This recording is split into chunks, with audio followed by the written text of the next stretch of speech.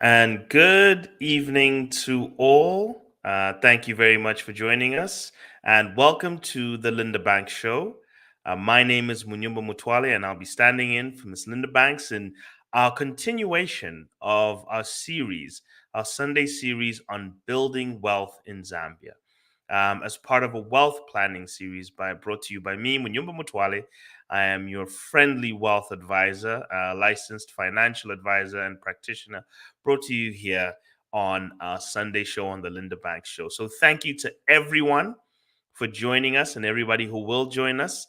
And if you can, just give us a shout where you're joining us from and how you've been enjoying the series so far.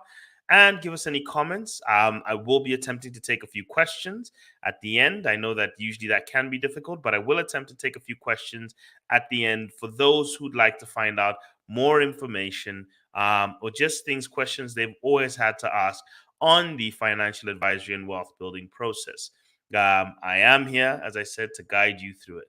And today we're going to be continuing from the last point where we talked about wealth principles and we talked about learning things in wealth principles, the learning processes, the way the human mind operates, and the millionaire profile, along with the 10 commandments of wealth, and a lot of those actually helped.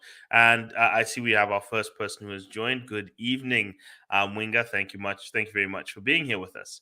And we're going to be continuing on, as I said, after the 10 commandments of wealth. Now I'm going to introduce some of the principles or concepts that we utilize in wealth advisory services, and also just specifically to Zambia.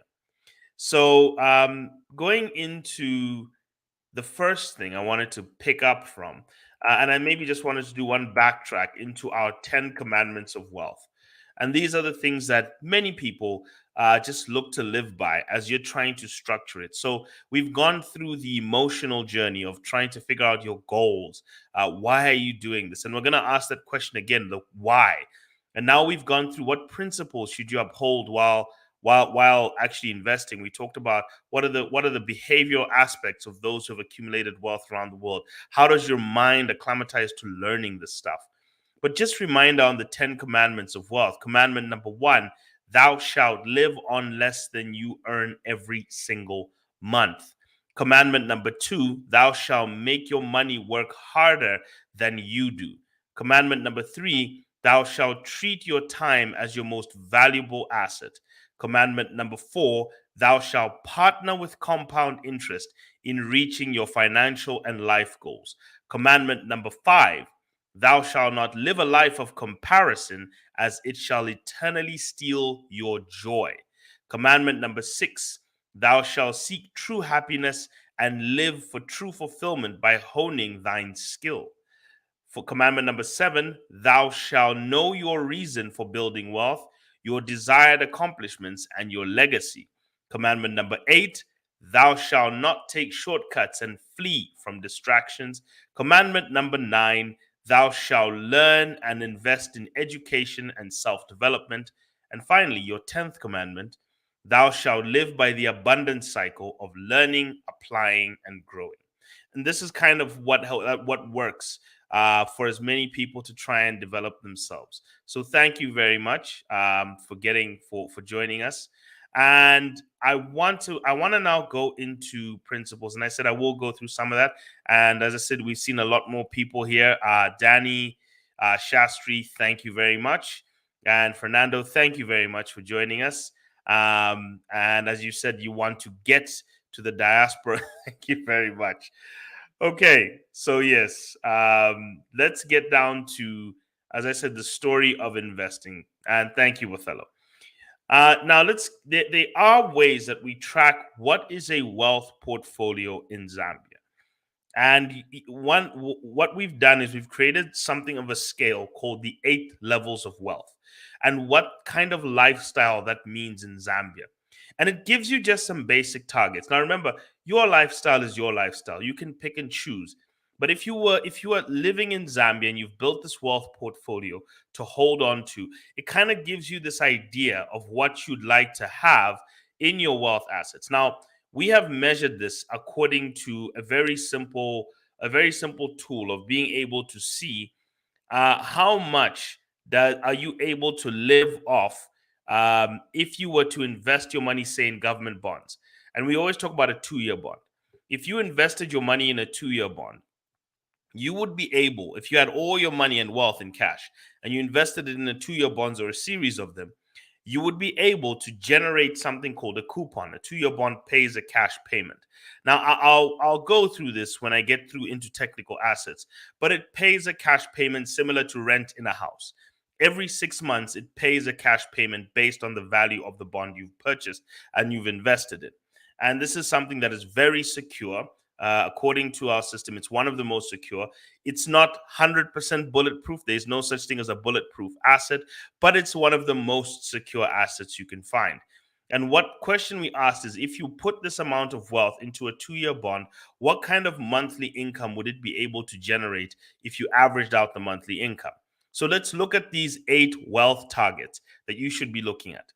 Wealth target number 0, we call this the sub wealth, is when you have debt payments and your monthly obligations, meaning your transport costs, your food consumption, your clothes that you need to buy just for keeping up, and your housing and utility costs, plus any debt and obligations you're paying, if that is greater than your income, you are insolvent. You are in a dangerous situation. You are insolvent, and you have to keep borrowing to just live. And that puts you in a cycle where you're borrowing to survive and you're accumulating more debt. So this is the first thing you have to get out of.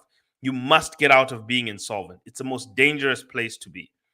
The second thing, the level 1 that's there is called solvency. It means you're current on your debt payments and your obligations.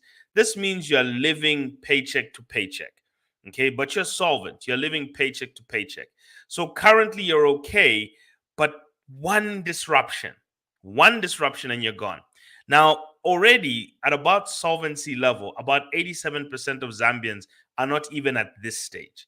Most Zambians are struggling just to survive up to level 1 and 2. Okay, and I'll explain what level 2 is. But 87% of Zambians are not in a state of financial health where they can meet their obligations, meet their debt payments, and survive an emergency. 87% of Zambians will get disrupted by an emergency, Zambian adults. That's according to FinScope 2020. So it shows you that our levels of financial health as a nation is very dangerous. And that means it's even creeping into the working class. The people who have salaries are also part of this group of people, because over 25 to almost 30% of our population, our adult population, are salaried people. So already it already tells you that even that crowd are struggling with the way that life is going. And a lot of it, yes, we can point it to inflation, but some of it we can also point it to financial management and being able to see and track your finances. So this is already the key importance of having a written budget.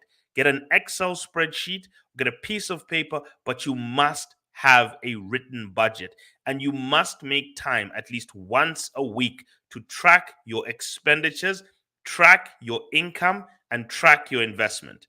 My friend Liapa always says that if you just track your expenses, that's called a spending plan.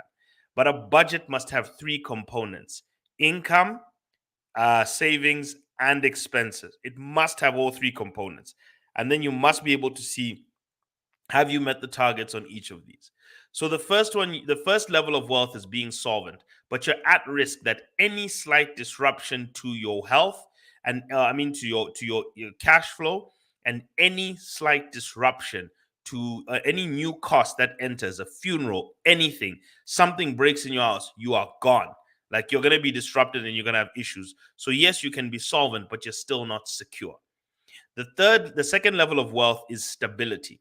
Now, we've marked this somewhere between 25 to 50,000 kwacha in savings in an account that's not making a lot of money, but it's there as protection. This is called your emergency fund. Your emergency fund is not an investment tool. It's an insurance policy against uncertain expenditures. Your fridge breaks, your emergency fund. Your tires pop, your emergency fund. You get suddenly sick and need to buy medicine, your emergency fund. You need it to be minimum 3 months of your pay, 6 months of your pay, of your monthly expenses. That's what you're looking at.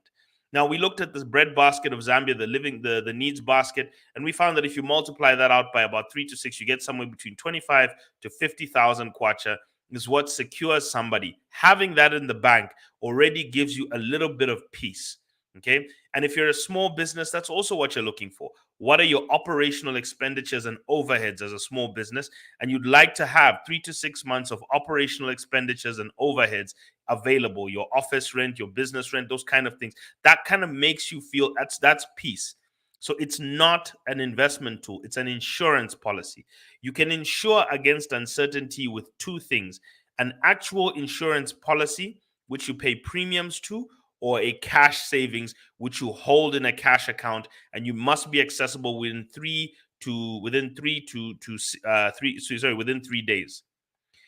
Now, you want to focus on you want to look at what's your cost of food, what's your cost of utilities, what's your cost of housing, transport, and clothing. Multiply that by 3 to 6 months, and then look for some basic insurance. You're going to need some of this. Things like life insurance. You want to have some basic ones just in case. Health insurance, disability, basic property, all risk insurance, where you take the value of all the things in your house. It costs you about 3% of that annually. So about if you're looking at it, about 0.25% of all the value of everything, you pay that in monthly premiums, or at least 3% of it annually. That helps you. Okay, that's what you should be focusing on to try and improve your situation. So that's stability. When you are stable, it means you have cash flow coming in, you can meet your obligations, and you have about 25 to 50,000 kwacha that can protect you from any uncertainties. Okay, that's what you need to be looking for. Now, part of what you also want in this cash reserve that you're building is you also want to cover the cost of owning things. Now, this stretches out a little bit, but you should have cash in your reserve to cover the maintenance fees of your car. Most people don't know this, but a car itself, every month, that it may not have an accident or an incident or anything that needs to be serviced, but you should be storing about 5% the value of a car annually into an account, like putting it away. So this is how you have to measure what you should be owning, because what often happens with cars is that it just blows out one day and it requires a lot of fixing. Okay, so also count the things you own, the TVs, all your appliances, and then count their value, and then say, I need to be storing about 5% the value of these things annually to protect myself from if anything happens to this. This is aside, by the way, from your cash reserve. So you have to be very careful. This is why the minimalist lifestyle is starting to grow these days. So when it comes to your level of wealth, a lot of people have a lot of possessions in their home, but they don't know what to do with them. They don't know how they're living their lives according to them. It's actually quite dangerous. So let me give you an example. There are what we call the 3 R's. Okay, the 3 R's of owning something. There are 3 R's of responsible ownership of anything, a piece of property, whether it's a car, a TV, a laptop, a phone. There are 3 things that you're supposed to be paying for.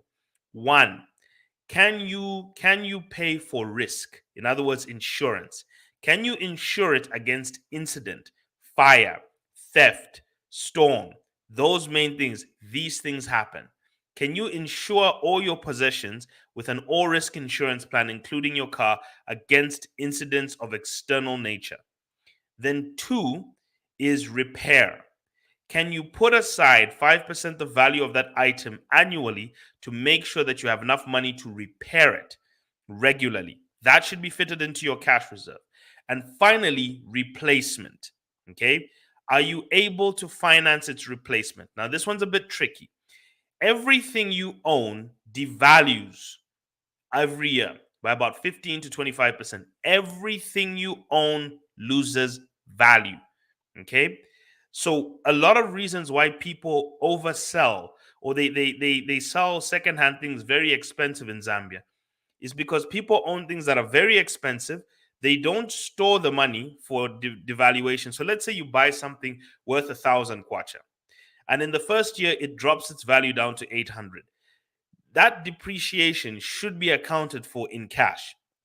Like, you're supposed to take 200, put it into a savings account, saying, when this thing gets to its salvage value, maybe down to the last 200, I can sell it for 200, take the 800 I've been saving with the 200, and then buy a new one to replace it.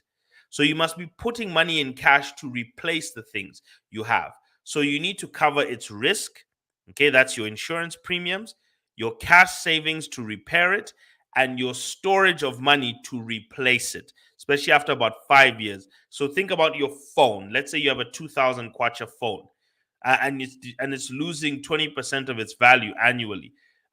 Effectively, in the first year, you're supposed to have put 400 kwacha into your cash reserve. Aside from that 3 to 6 months, that's 20, 25 to 50,000 kwacha. You're then supposed to be putting money towards it. So this is why I always tell people, count the cost of the things you want to take ownership of, because owning something is not just acquiring it. It's not the price of buying it. Owning something is also about the costs of keeping it, and that is insuring it, repairing it, replacing it. Okay, I'm going to repeat that. Risk, repair, replace. So these are the three things you need to also cover. That gives you stability. If you take care of these things, when something happens to you, it doesn't derail you and mess you up, but it should give you a true reflection. So I want all of you tonight, or as quickly as possible, but do this tonight. Take a piece of paper, list all the things in your house that are of value to you: your fridge, your stove, your toaster, your computer, your phone, your Wi-Fi, anything in your house, your sofas, your furniture, everything. List everything in your house, your cars, anything that needs to be replaced. List it. And then what I want you to do is put the value of that thing next to it. Okay, what is the value of, if you had to buy a new one today, what would the value of replacing it be? Then you want you to take the total value of all those things, and then take 5% of that. That is the amount of money you should be saving every single year, so that if anything goes wrong, you must replace it. And then if you have to repair it, that also needs to be covered. Then if you have to cover it with insurance, that also needs to be covered. That is the cost of owning something. Okay? Because what you don't want is a situation where your fridge breaks and you have no money to replace it, and you have to go into credit, you have to borrow to replace it, and then you're going into credit because you didn't take into consideration repairing it and replacing it, and also covering its insurance. That is the cost of owning something. Okay, so when you take ownership of something, remember the cost is not just buying it. And I want someone to write this in the comments for me, okay, so that I know you're listening. The cost of ownership is not just buying it. The cost of ownership is also maintaining it, and that is risk, risk, repair, replace. Okay, so I'm going to say it again. The cost of ownership is not just acquiring it, it also includes maintaining it, and that is risk, repair, replace. Okay, so that is level of wealth number 2. Level of wealth number 2, it also is, as I said, that's your stability. Level of wealth number 3 is called basic freedom. You've got no debts. You've got no high interest debts, no short term debts. Maybe you're just dealing with a mortgage that's running over 20 years and it's actually quite long. But if you're in Zambia, the mortgages can be really high. You can get a 15, 16% mortgage, which is still a pain when you look at the cost of things, especially the cost of building. But if you're sitting in the UK, the US, maybe you're one of those ones who got a mortgage early when mortgages were 1%, 2%, 3% when they got stuck that way, and they're not flexi mortgages, they're fixed. In other words, the exchange rate doesn't change as the central bank interest rates move up. So you've kind of got a very stable mortgage there. So as long as you don't have any long-term impending costs that are hurting you, you are under what's called basic freedom. Okay? Basic freedom. So level 4, and this is where it gets very interesting. Level 4 is called protection. If anything ever happened to you, you would be able to live for 2 to 5 years. A protected person has about 500,000 kwacha in liquid wealth assets. Liquid wealth assets means stocks, because you can liquidate stocks very easily. Bonds, okay, you're holding government bonds, those are also liquidatable assets. Cash in the bank, and you are also holding unit trusts as well. And finally, property that is rented, not property that you own and you're valuing it, because you can't exchange land for food. Okay, it's the cash that comes out of that land that's going to now be able to protect you. So all assets must generate cash flow. We're going to go through this very extensively, but your protection level is about half a million kwacha. this is the amount required that you can have a basic life if you had those assets. Now, one of the ways to value as a wealth advisor, because I kind of make them comparable, one of the ways to value your home, a rental property, not the home you live in, a rental property with somebody in it, is to take the annual rent you get paid. In other words, monthly rent multiplied by 12, and then you multiply it by 133. And the reason we do that is I want to equate it to a 2-year bond. So if that's the coupon coming out of a 2-year bond, how much is the value in terms of it being a 2-year bond? That's what I'm looking at when I talk about liquid value. So if you have 500,000 kwacha value worth of assets, and that's in your stocks, bonds, cash, unit trusts, and property, which is rented with somebody in it. These are your 5 assets. They take care of you if something happens to you, because that's what we're trying to look at. Wealth is when your money is taking care of you. Okay, as opposed to you having to go out there and take care of you. If you lose your job, if anything happens, you are protected for 5 years, for 2 to 5 years. Okay, if you have to contain yourself and say, I'm going to live the basic life. Level of wealth number 5 is called security. This is what everybody's attaining for, trying to get a level of security. And security is about 1.25 million kwacha in liquid wealth assets. And that is when the cash flow, the money that comes out of those assets on an annual basis, is equal to 1.25 times, or at least 25% more than your basic annual expenses. That is your food budget, your utilities, your housing, your monthly transportation, basic clothing, not fancy clothing, and basic insurance. Okay, so you got to look at that. If you have 1.25 million kwacha worth of stocks, bonds, cash, okay, and rental property that is sitting there, and you use that calculation for rental property that I gave you, if you have that amount of wealth, you are able to live. Okay, like you can have a basic life. You won't die, you won't starve. You have met your 4 walls of basic life, and your money is able to generate that. Not your work, your money is generating that. So you are what we call financially secure. All right. That has secured your lifestyle. And about 1.25 billion is also when the growth rate of the money as well, the growth rate of the assets in terms of capital appreciation, can also outpace inflation. So this is a very stable number. Everybody targets to try and get to this number. It's really, really important. So if you're looking at, let's say you're a 25-year-old.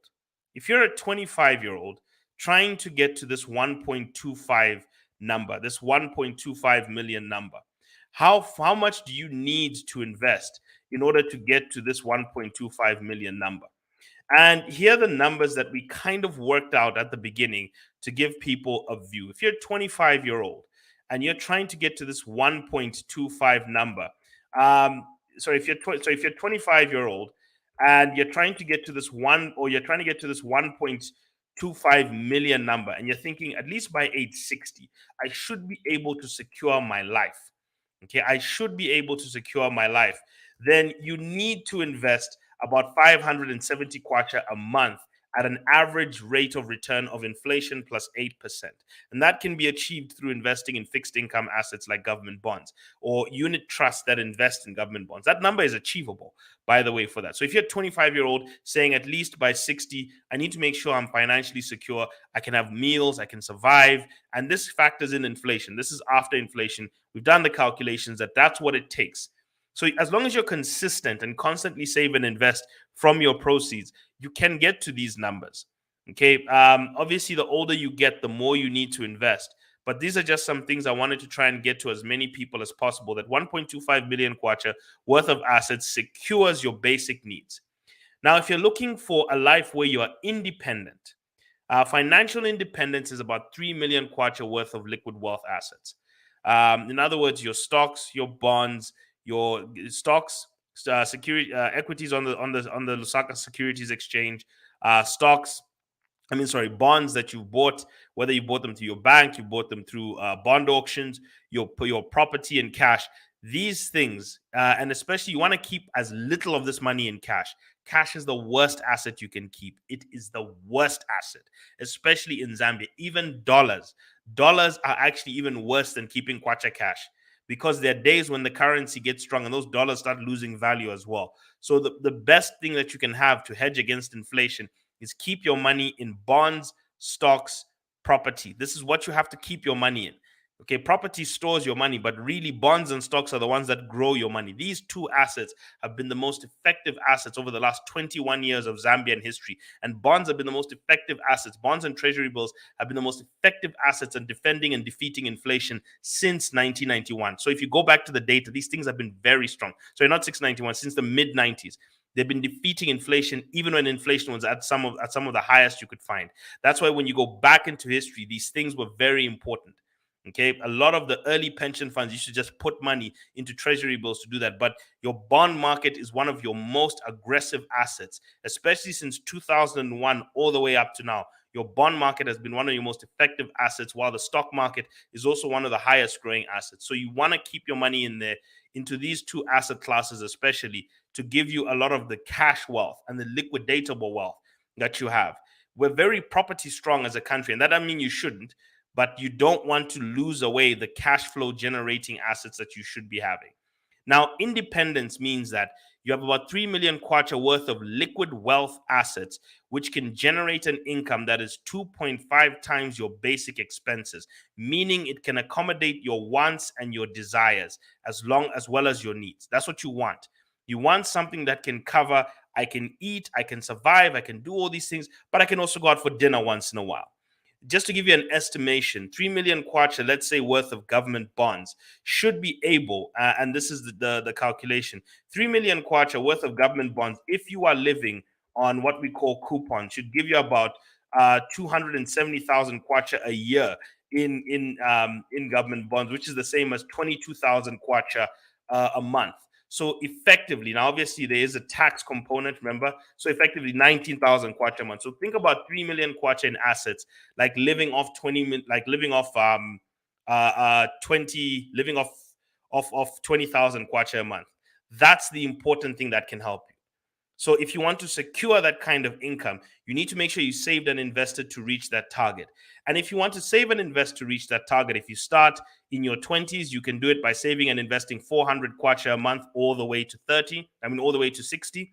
If you start in your 30s, you save and invest about 650 kwacha all the way to age 60. If you want to do it by age 40, by age in the 40s, you save 1,200 kwacha all the way to age 60. And you save and invest. You don't just stock the money aside. You save and you invest. Okay, that's the mistake people make. We only stockpile money because we're very defensive with it, but you invest it in assets because assets fight inflation. And next week, when I take you through the how the monetary system works, you'll see why assets are your best defense against inflation, and how the history of the financial system is actually explaining why this is a problem. So 3 million kwacha worth of assets is your target. And this is reachable if you just get a plan. This is why I always say get advice, get educated, get advice, get a plan. These things always help you. Once you're on a plan, you just stick to it and you aim for the goal. Now, the next level, which is the seventh level of wealth, which most people reach probably in their 50s, is when you've got 50s and 60s, people who've been doing this quite early, is when you get to financial freedom. So there's independence once you've got about 3 million kwacha of assets, anything that tries to happen to you cannot affect you. Even if you lose your job, even if you lose this, as long as that wealth fund is there, you have a basic lifestyle and quite a little bit of a comfortable lifestyle. So you're comfortable. But when you're free, it's about 5 million kwacha worth of assets, meaning that your liquid wealth can cover 5 times your basic expenses, meaning your wants, your needs, your desires, and some of your aspirations can be covered by your financial assets. Because what you're trying to do is you're trying to transition away from earned income, daily earned income, to income that is generated from a financial asset so that you are free. So if you remember last time we talked about freedom, we talked about the 4 pillars of financial peace which come from freedom. Freedom from worrying about my needs, freedom from worrying about my loved ones, freedom from freedom of my time, so I can pick where I want to be, what I want to be, what I want to do without worrying if I can eat, and 4, freedom from chaos. So if you look at this, that is what these things give you. They give you the freedom to make these mistakes, so that to make the decisions you want. And then finally, the biggest one is abundance. when now you're beyond it. Most people have beyond 6 million kwacha worth of assets, liquid wealth assets. A lot of us overvalue the property assets, but liquid wealth assets. And I gave you the metric of how to even value your property in this respect. I know there's quantity surveyors who can do it, I understand, but in this respect, so that there's no speculative value. We're looking at the cash flow generating value of your property. Cash flow. Okay, it's important to look at it from this perspective of cash flow. Everybody, I want you to write that in the comments. Measure your assets by their ability to generate cash flow. Okay, measure your assets by their ability to generate cash flow. That is a key thing that saves you from being asset rich and cash poor. You overvalue the non-cash flow generating assets, and you have a balance sheet that fools you into thinking you're fine. But the moment anything happens to you, you have to start liquidating assets to live. So you want cash flow generating assets. Okay. So these are your levels of wealth, your 8 levels of wealth. As I said, dependent, which is horrible; solvent, which is also scary; stability is now you're basically okay; basic freedom, freedom from danger; protection is when you have enough money to survive for 5 years; security is when your money can now take care of your basic needs perpetually; independence, your money can take care of your needs and your wants perpetually; freedom, your money can take care of your needs, wants, and aspirations perpetually; and abundance, when you're at the point now where you can think of legacy, when you've built the asset base where you can now have conversations about legacy and things going forward. Okay, so everybody should now focus on all of this. Now, and I will answer some of these questions. As I said, there are what we call 3 levels of financial freedom. Remember, I said measure your wealth or your assets by their ability to generate cash flow, because it makes sense in what we call the 3 levels of financial freedom. Level 1, my money makes more than I save. So what percentage of your income are you saving? And the question is, how much cash flow is coming out of your assets? Is it bigger than your savings? Then that is financial freedom level 1, is where your liquid assets cash flow, the money coming out of it. In other words, the rent that's paid from your properties, plus the dividends that come from your stocks, plus the coupons that come from your bonds, plus the interest that comes from your bank deposits, all together make more than the amount you save into your savings fund. Okay, that's financial freedom level 1. Financial freedom level 2, my money makes more than I need. Okay, this is when your liquid wealth assets are greater than your spending. Okay, this is often marked by saying 75% of your income. This is why we have what we call the income replacement ratio of assets for retirement, meaning 75% of your income. That's why you always target something that can replace 75% of your income. Okay, so in other words, my money makes more than I need.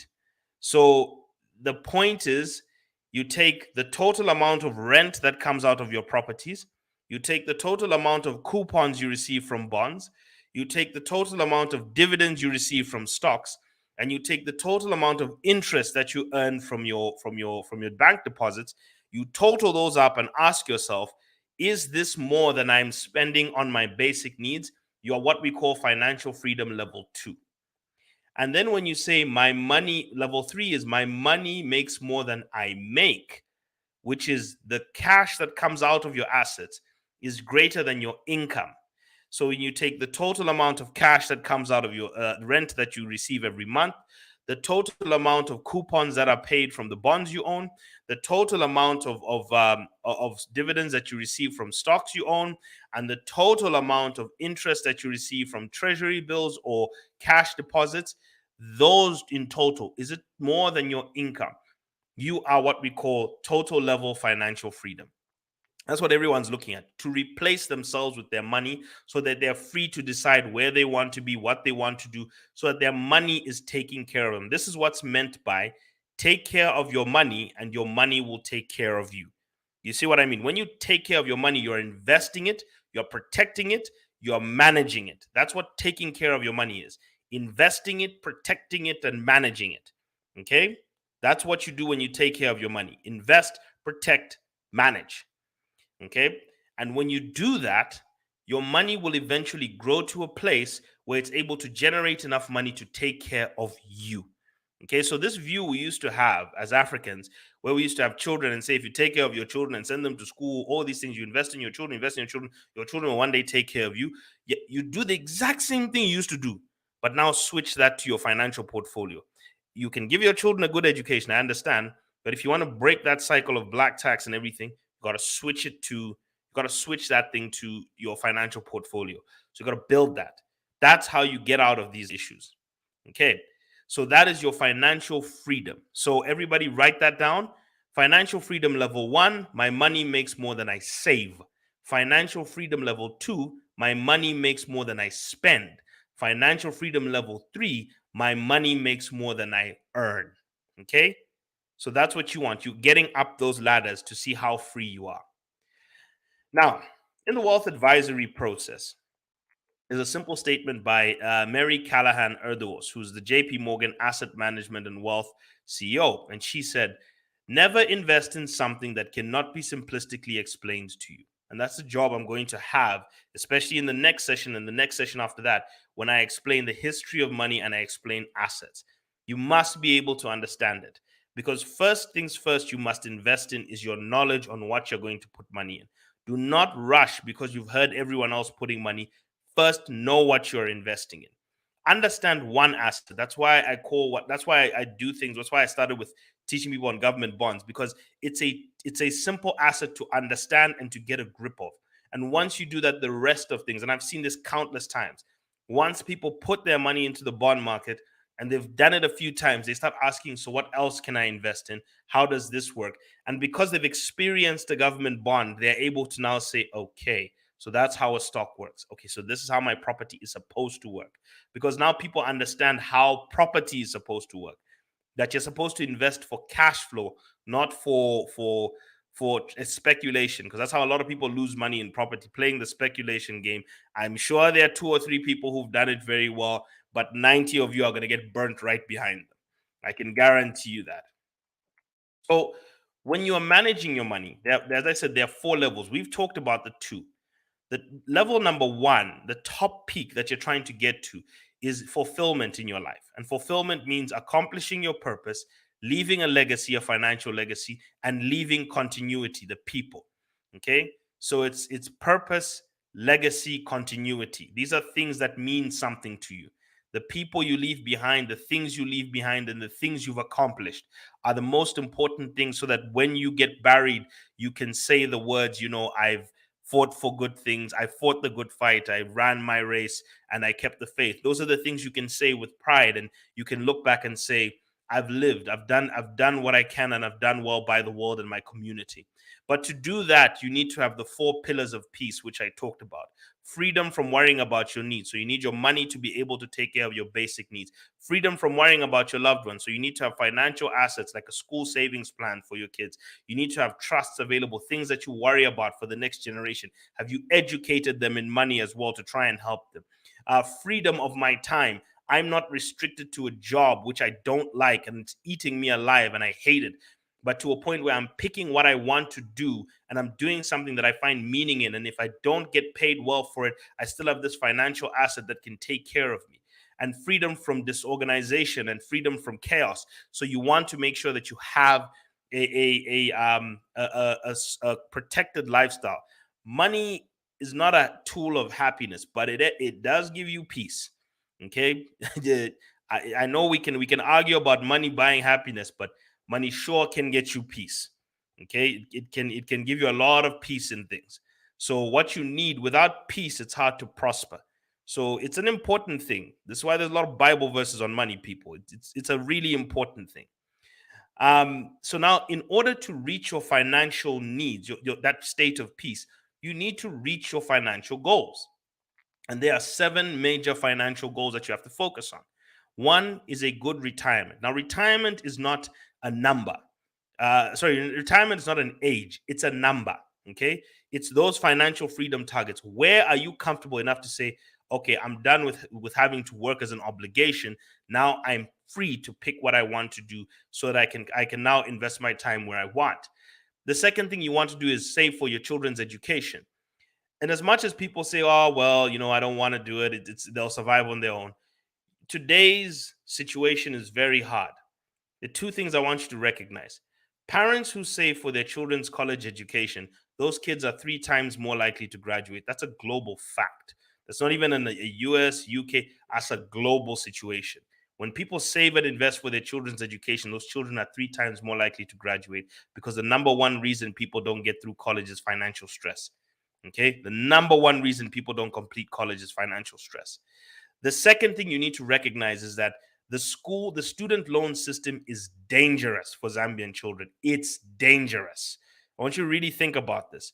A child is going to leave college without a single day of work and a kwacha earned to their pocket, with 150,000 kwacha debt, compounding 15% interest every day from they give them 1 year of a break, and then from the first year after that it starts graduating with 15% interest. Okay, I want you to think about that. This person has never worked in their life. They're going to go out into the world and get about a 3,000-4,000 kwacha job. Now, if they're paying 15% on 150,000, half that money is going to their student loan. This person cannot move out. This person cannot live on their own. This person can't even think about getting married. Okay, their life, this person is stuck for 10 years trying to work off this gargantuan loan. Okay, and the average income in Zambia is 6,100 kwacha. So it's going to take this person a bit of time to even get to that level of 6,100 kwacha. So you've got to ask yourself this question: how much do you want to give your child that liability of walking into a world where they're going to walk into student loans? And believe you now, me now, there are people getting crushed by student loans right now as we speak.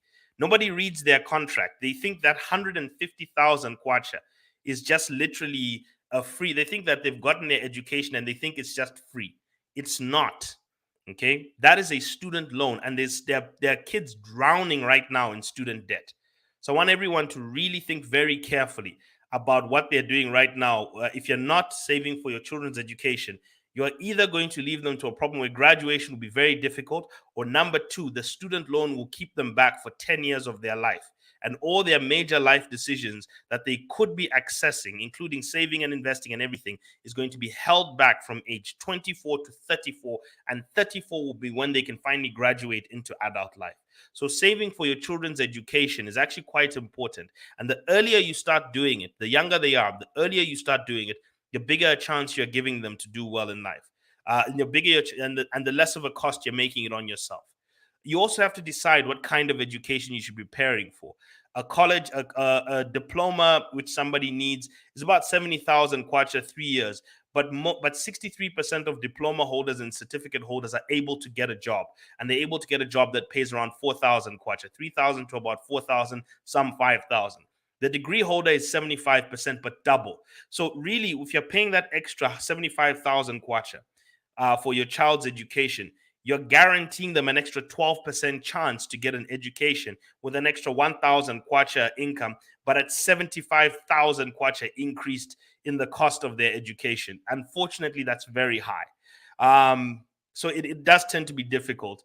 And then if you want to educate them somewhere in Africa, I know people say, I want to send my child to UCT, these areas, you got to be ready to pony up about 750,000 kwacha. So you got to save and invest as if it's a 750,000 kwacha target by the time they reach 20. That's going to cost you quite a lot. And then if you want to try and send them abroad, I'm sure there are scholarship programs, but when you look at the total cost of education, of trying to educate a child abroad, it's going to cost you somewhere around 2 million. Okay. Now, I'm sure there's everybody who's been educated can start to point it out. But today, the cost of education in the Western world is skyrocketed. It's moving at a rate much higher than the inflation rate of those countries. Education is the most inflationary thing that everybody is struggling with. And that's why you have a student loan crisis in America. That's why you're having a student loan crisis growing in Canada. That's why you're having not in Canada, sorry, in the UK. You have student debts that are riding out around the rest of the world. Even South Africans are complaining about student debt, okay? Because the cost of education moves up very fast. Even in Zambia, it moves up quite fast. So saving and investing, you have to be realistic about where you want to send your child to, and you have to be realistic. This is a key conversation because I've seen a lot of parents burn through their retirement, educate their children with it, and with only 10 years to go left in their life, now try and save up for their retirement, and then they're left with struggles to remain with. I've seen a lot of people do this, and it becomes very difficult for them. But it's in their heart to educate their kids, and I understand why. So a lot of that needs to be done. And yes, somebody has asked, do we have student loans in Zambia? Yes.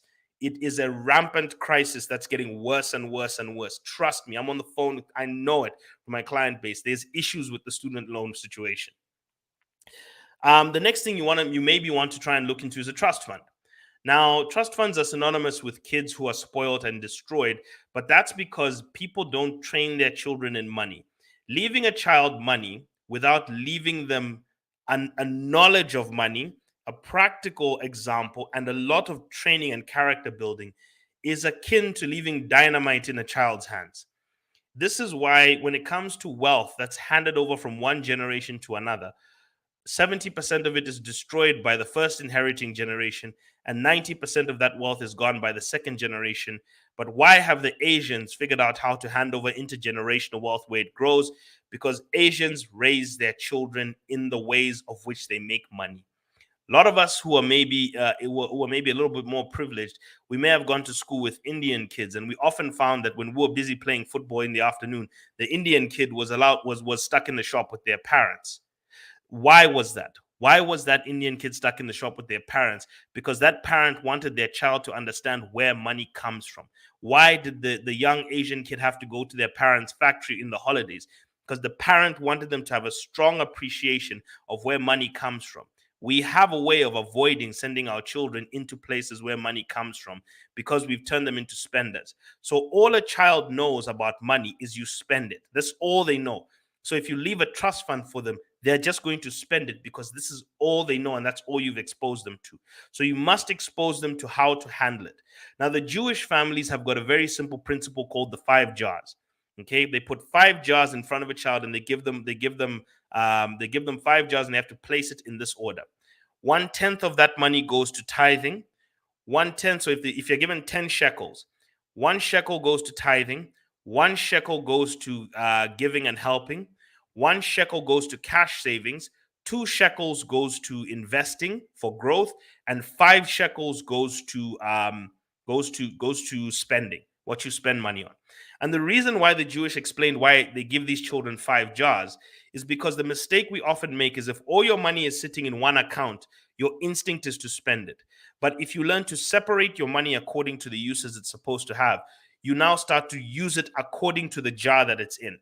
So it's one of the things I tell people is if you're going to start a savings and investment journey, have a savings and investment account and have a spending account. And at the beginning of the month, move your money from your savings and investment account, from your spending account into your savings and investment account. And make sure you've separated these two bank accounts. You've taken away the card from this one and the accessibility for this one.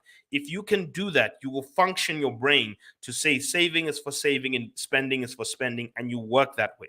But if all the money is sitting in a pot, spending is a very emotional activity. It will lead you to rush and spend that money very quickly. And even your savings, you're going to struggle with it. So this is why you always have to move. You have to separate these things instantly they arrive. So if you train a child to do that, and this is how Jewish people have managed to build wealth very well, is they train their kids in money. They train them very early. The 5 jars concept happens from the age of 5. Kids are exposed to buying a bond at the age of 8. They do things like that very early. So the earlier you expose children to money and you train them into how it's saved, how it's made, how it's grown, the more they build instincts and understanding. Now, it's not a perfect thing because it's also got to do with character, but it is an important part that we often skip out. The fourth goal you want to have with your money is estate planning. Now, you can mix your retirement, trust funds, and your estate plan together. But your comprehensive estate plan means, do you have a medical directive if anything happens to you? You've built some assets. Do you have a medical directive? Do you have a financial power of attorney? Someone like me who's a licensed financial advisor who's able to follow the plan of what you want done with your assets upon your demise or your incapacitation? Do you have a living will in place? When you build assets, you want to make sure you have this stuff.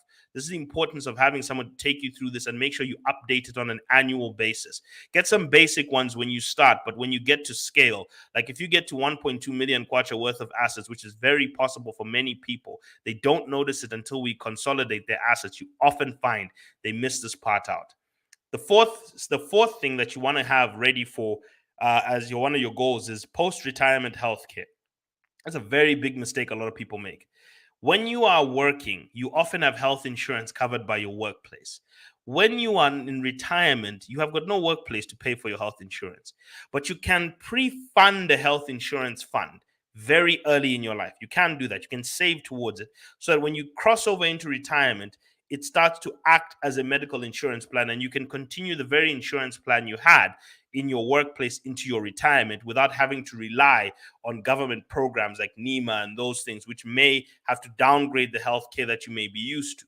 So make sure you have the option also. The earlier you finance this, the better.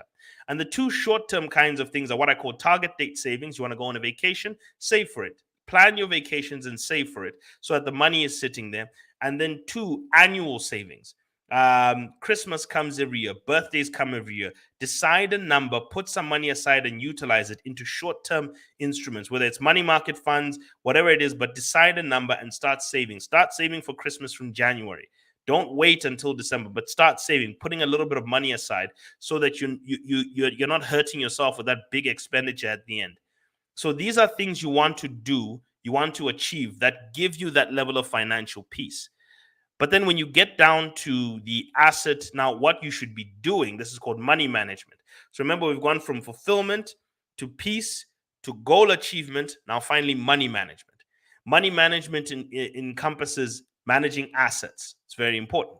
What assets are you going to be investing in? Which money managers are you going to select? There's a selection criteria that you're supposed to be looking for. How long have they been working? What's been their record? What's their disciplinary record? These are important things to know when you're placing your money with a unit trust manager, with a stock, with anything. What's been the history of this? Asset allocation. How much of my money do I put in bonds? How much in property? How much in stocks? This depends on the target you want to reach. Because once you've established a target, a goal, then you work out how much you're supposed to be holding in each asset, which will then determine how much you're supposed to be saving on a monthly basis. I call this the task. Target, allocation, savings, and kick. What is the reason you're going to know this? What is the reason? What's the thing that's kicking you, your motivation to do this? That's the way you set up a financial goal. What is the target? How much am I going to be saving in each instrument? How much do I need to save in terms of a percentage of my income? And what's the kick factor that's going to be motivating me to get there? And then finally, not finally, you need to look at security allocation, which assets. Now, if I'm buying stocks, which stocks? Am I a dividend investor? Am I a growth investor? You have to know yourself and your targets you're trying to reach. You have to plan your investment strategy. That's what sitting with a financial advisor does. You get to plan your investment strategy for 3 years. How are markets set to move? Let's actually build out an investment strategy that gets me there. An insurance mix. What insurance should I have? Because I need to protect myself from risk while protecting myself from retirement. Wealth is about protecting yourself from the uncertainties of the future cash flow. Okay. You don't know how long you're going to be working. You don't know how long you'll have a job. You don't know how long you'll be in business. So you build wealth reserves to protect yourself against the day that may come when you're too old to work or you don't want to work or you lost heart, all sorts of things, but you just want to build wealth to protect yourself against the uncertainties of the future. Insurance is on protecting yourself from the uncertainty of the state of the current. So insurance policies protect you for now. Wealth protects you from the uncertainties of the future. So we buy insurance and build wealth together to protect ourselves from these two levels of uncertainty. That's why I said money can get you peace. How do you generate your income? These are things you need to understand. And how do you generate income from assets? How do you work with income? People are getting paid coupons from bonds. They're celebrating now. How do you manage that cash flow? Taxes. The moment you get wealthy, now you're dealing with different taxes. Okay, you had the taxes when you were working. Now there's taxes for the wealthy. There's some breaks, there's some loops. You need to look at how you allocate. How do you manage taxes when you're at that stage? In Zambia, we're very liberal with investor taxes. Dividends are tax-free. Coupons from bonds are taxed, unfortunately. Investments are tax-free. So you have to look at what is the tax allocations. Managing your debt. At what point? Because your debt is a dangerous thing against you if you don't use it properly, and especially it's not advisable for most people. So manage your debt and finally manage your cash flow. So these are important questions that we should be answering. And I know I've been going deep into this wealth building part, but this is kind of the process. So we've really been going through the first part of concepts of wealth, which is the processes. Now there's going to be the basic concepts that you're going to have to understand. But for now, we're going to try and end here. And I'm going to end with a calculation that should help you understand. I think we went through this before, but I'm going to give it to you again. This is called your target wealth. And I want you all to recognize it. If you can recall it, I want you to write it in the comment section. Your target wealth that you should have at this age in Kwacha, okay, for you to retire at least secure, is your age times your annual income, okay, divided by 20. Your age times your annual income divided by 20. Your age in years times your annual income in Kwacha divided by 20. That is how much you should have in stocks, bonds, property that's being rented. Remember what I told you? Take the monthly rent times 12 times 133. And then you take your cash as well, sitting in assets. How much do you have in all of these? This is what we call the accumulator of wealth score. Your age times your annual income, in other words, your monthly income times 12 divided by 20. All of that divided by 20. Calculate that. That gives you what you call the accumulator of wealth score. Now, if you have less than 1 times this, if you have less than this, you are what we call a poor accumulator of wealth. If you have anywhere from 1 to 2 times this number in stocks, bonds, cash, and rental property, which I gave you the formula of how to calculate it, you're what we call an average accumulator of wealth. If you have 2 times that number, you're what we call a prodigious accumulator of wealth.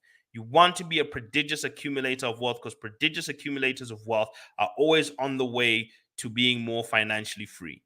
Okay, so that's what you really want to measure. And especially this calculation is very important for people who are anywhere below 45, basically 50 and below. So you want to do that because you give yourself at least 10 more years to try and correct this. Now, on your savings and investment journey, you want to measure this number every 3 months. Where am I? And you should be, once you're on a budget and you're investing regularly, you should be seeing this number improving. Okay? You're always going to be in a bad state. Everyone who starts with this number is always in a bad state. But yes, this is what you want. And yes, divided by 20. So everyone must remember that. Okay, so this is the number I want everybody to be able to go through. Now, in the following week, for everybody who will tune in, and I want to go through some of the questions, I'm going to go through some of the basic concepts of wealth. I'm going to answer the question, what is the difference between rich versus wealthy? I'm going to tell you how to spread your investments across the 4 rivers.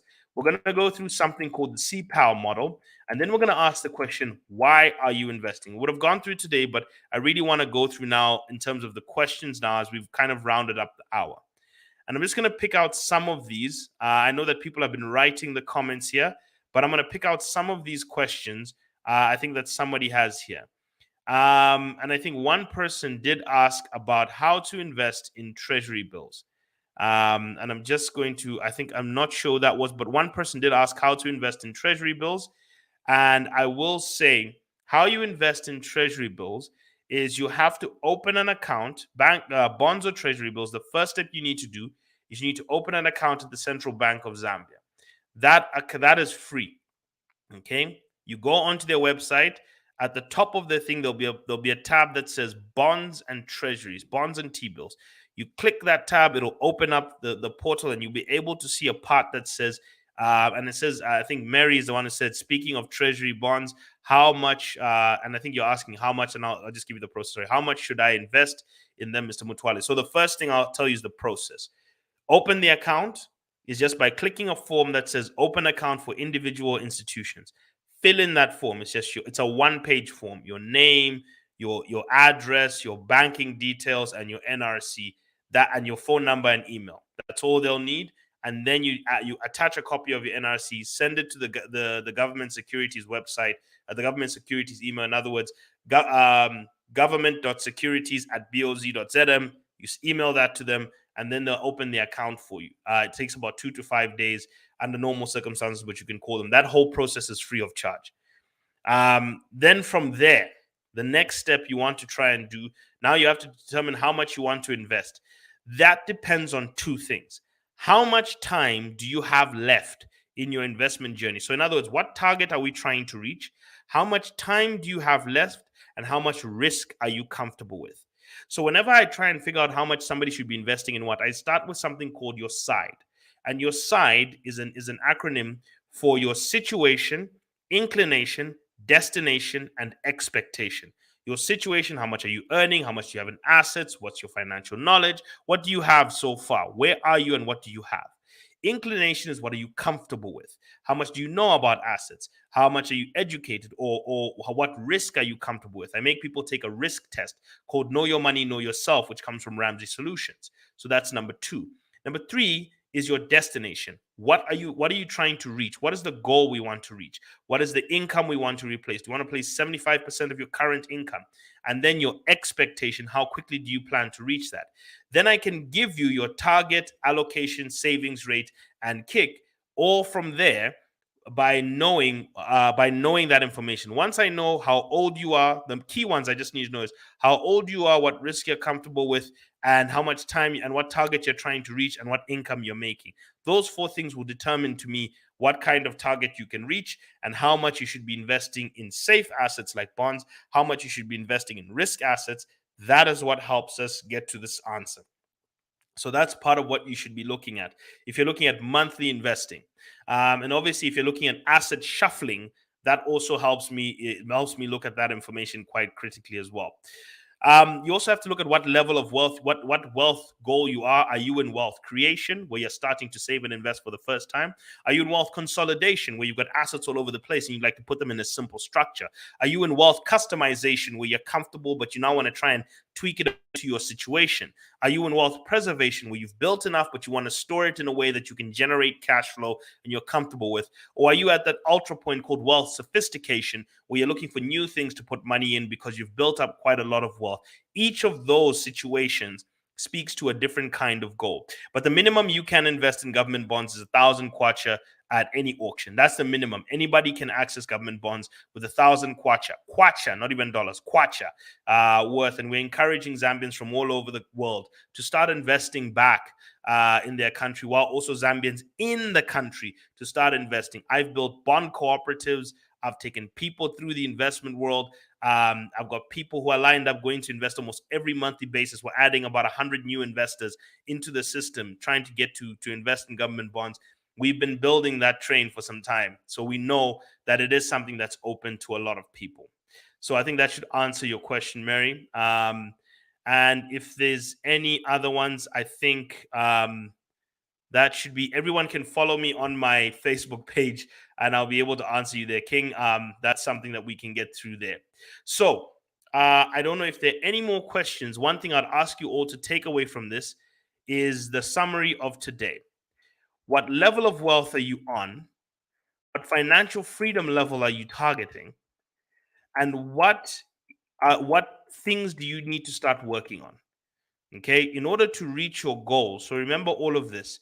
You have to manage your money to reach your goals, to attain financial peace, to fulfill your life or fulfill your destiny. So I want you to write this.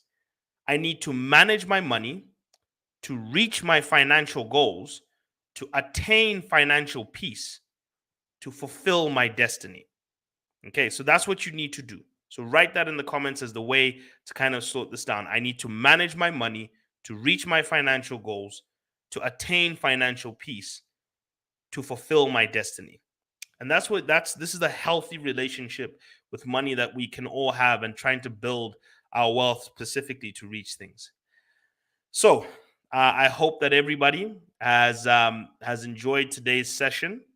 We will be finishing on this part of going through wealth concepts, things that you need to look at, and we will end with the holistic wealth equation. And it is something that is very important that I think everybody should look at, to have a holistic, good, and well-to-do thing. And I think everybody has understood the concepts of your target age. Do your number, do your wealth calculation. Are you a prodigious poor accumulator of wealth? Are you a poor accumulator of wealth, an average accumulator of wealth, a prodigious accumulator of wealth? Do your numbers. It's very important to do that. And even if you're behind, it's okay. It's where you are. Remember what I said: accept your start. It's yours. Accept the start you have as yours. If you're behind, it's fine. Let's figure out a way to catch up on the pace. Someone has written, what is the minimum amount to buy government bonds? 1,000 kwacha. That is the minimum amount to buy a government bond. It's 1,000 kwacha. All you have to have is a CSD account, a bank account, and 1,000 kwacha. My name is Munyumba Mutwale. I am a licensed financial advisor, and I've been so since 2000. And I've been a practitioner since 2016, and I've been a financial advisor since 17. And I've been in the capital markets industry since 2011, and I've known the Zambian capital markets industry. So to everyone here, thank you very much. If there are any other questions, I'll be able to take them. I'll ask the hosts here to send them to me so that I can maybe catch them up for the next week. But thank you very much. If any questions, you can catch me on Facebook. And thank you for joining us on the Linda Bank Show as we're doing the series Investing in Zambia, Building Wealth in Zambia for Zambians abroad and at home. And together, I'll end with this. Zambia is about to go through the greatest, what I believe is going to be the greatest economic expansion, which you will see through the stock markets, and you will see through the wealth markets, and you'll see through the business markets. And I urge as many Zambians to participate. Don't wait to see everybody from around the world making all the money. Get in there, invest in the things, get in there and build wealth with your country. There are plenty of opportunities, especially in the financial services, in the financial world, to put your money to work in your country and to build wealth. Do not, I always say, you can participate and be a winner, or you can stand on the sidelines and be a whiner. But you can't whine and win at the same time. You have to choose. Everything is lining up for the 2003 to 2013 economic expansion, which unfortunately too many of our people did not participate in. I know that it's very easy to hear the politicization of it. Do not fall for it. Just get in there, sit down with a financial advisor, look at what your plan can be to build your wealth in the nation, and get in there, because the train is going to take off. A lot of people are going to be in there.